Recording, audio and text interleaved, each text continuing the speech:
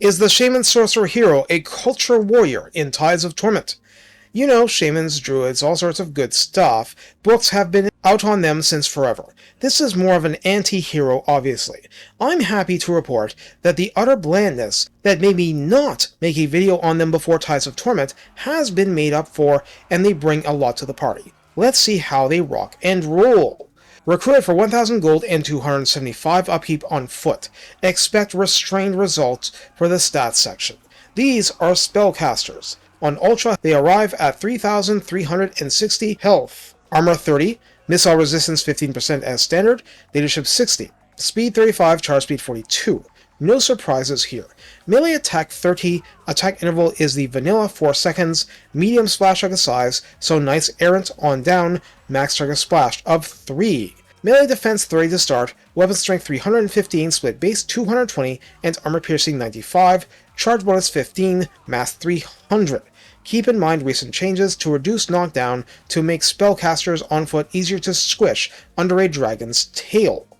Despite being a caster, if in melee, the rage mechanic works just fine, taking 100 seconds to build up to leadership plus 8, melee attack plus 5, and physical resistance plus 10%, to make them better at melee combat, where you probably really do not want them, if at all possible. On a Norscan steed, upkeep rises to 337, health 3,748, speed 78, charge speed 108. That former figure is actually shockingly low compared to what Wulfric did. The anemic melee stats are otherwise unchanged until we reach charge bonus 35 and mass 1000. So what about on one of those fancy chariots? Upkeep actually lowers to 300, reflecting being a larger and easier target. Health is improved to 4,156. Armor jacks up to 90, speed is 78, and charge speed 108 like on the steed. Melee attack 30, attack interval 4. Splash target size very large, so very few multi-entity units are not splashed, albeit Doom players are 1, and max target splash when splash works, of 3 in pitched combat. Melee defense 24 is even lower, but not by much. Weapon strength 300 isn't huge, but it is indeed split base 100 and armor piercing 200, so even the casters become armor piercing on this chariot. Bonus versus infantry 26, charge bonus 52, mass 1500. The bonus versus infantry means melee attack 56 against infantry in pitched combat without other improvements, and the charge bonus isn't horrible. So yes, for spell sniping, use steeds. For enhanced combat capabilities, the chariot is as good as you're going to get, and you lose very little. Basically, you're a larger target. You're not a slower target than the steed. As an embedded hero, scouting is the trait, providing greater post-battle chance of a magic item drop. This will work in tandem with Lord and Technology and defeat trait boosts. Spread Corruption is the map passive, so contributes to Chaos Undivided corruption in new provinces. The agent actions are still Technology, your only source of this, Wound, and Block Army, with Specialist reducing the gold cost of these actions because Industrial Espionage doesn't come cheap. At rank 9, Aura of Chaos pushes missile resistance plus 10% for 1 pip. At rank 10, Ritualistic Fury for 1 pip gives melee attack and melee defense plus 5.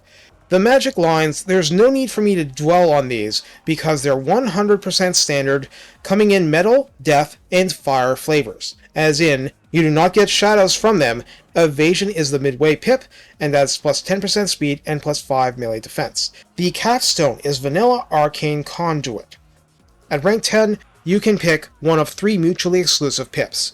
Dangerous Practices adds a permanent plus 30% spell intensity, but causes a 37 or 75 damage per second tick on the caster himself for 3 seconds after casting any spell. It's not nothing, and I wouldn't put it on my factions-only spellcasting hero, looking at you Wulfric's sidekick, but it has its uses.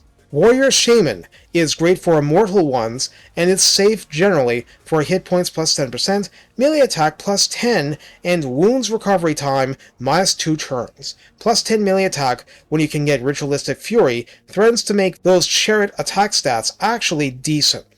Faded Omens increases scouting magic item drop chance by another 10%, Steel Technology gets another 10 research rate per success, and character XP shoots up plus 50%. None of that is bad. Identical for all Norscan Shaman-Sorcerer heroes, for the personal line beginning at rank 12, and the reason I didn't do a video on them before was that they were so vanilla they didn't even have such a thing. Now in 7.0 and on up, they do, and that's not with the DLC, that's just rework stuff. Twisted Architecture gives construction cost minus 10% local region, and construction time minus 25% local region. All buildings, cumulative with any other boosts. Favor as Tribute has 2 pips. The first gives post-battle loot and raiding income plus 10% for Lord's Army. 2 pips raises both up to plus 15% and gives plus 10% sacking income besides, which is great, fantastic. You are money hungry with this faction until you're pretty late going. Ritualist gives cooldown minus 10% for all spells and miscast chance minus 15%. Envoy of Norsca ends the line with Spread Corruption kicking in for an additional plus 3 per end turn, and the cost of all spells is minus 10%, so they become much better casters with all this. So how do we use the Shaman-Sorcerer? I don't want to overestimate the use of the hero in charges and pitched combat, because, hey, you brought them for magic.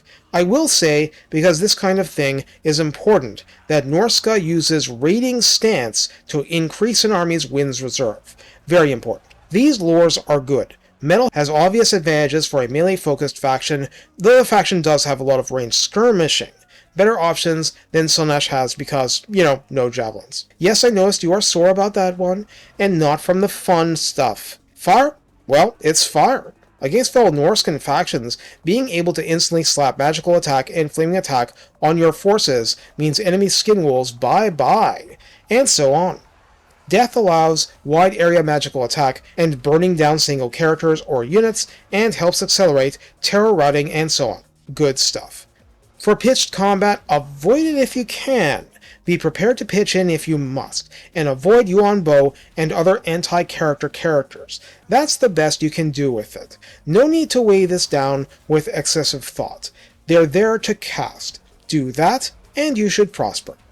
The new line is hugely useful because of the ability to build up the faction better at your key settlements when you actually need that stuff, so the occasional trip back to the home front should work out for you. Finally, even if you never touch Grand Cathay itself, 10 battles against Yuan Bo, settlements included, and you can get the tech for Mastery of the Elemental Winds, so 2 or more spellcasters they'll get plus 15% spell intensity per spellcaster, compatible with the Stop Hurting Yourself Dangerous Practices pip, and that will hurt your enemies a lot more than it will hurt you. Cool if you have a potion for healing mid-battle though. Speaking of that, item drop chance only gets stronger, but remember that pillaging can cough up some really rare ones, and some are obscenely powerful, so do that too. Take care, and have fun conjuring up a flamestorm, because if you can't have fun doing that, something is wrong with you, and you are playing the wrong game.